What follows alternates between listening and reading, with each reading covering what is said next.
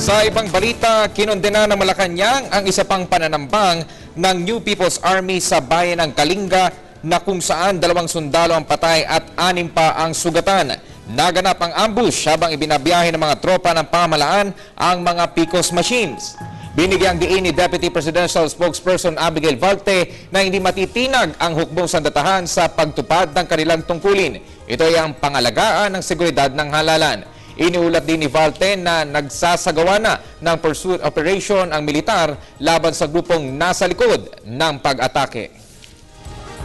Ginawa na ho nila ulit to dati. Meron akong insidente noon nung May 7, 2010, nung unang automated elections po sa Tagibo Village, Samati sa Davao Oriental Province. So, tuloy ho tayong, dahil ang pinag-uusapan natin yung pag-uusap na pangkapayapaan ho sana sa kanila at sinasabi nilang gusto rin nila ng kapayapaan, pero habang sinasabi ho nila yon, ito naman ho yung ginagawa nila sa mga sundalo natin na inaasistihan lang naman yung mga teachers para doon sa kanilang mga gawain para sa eleksyon.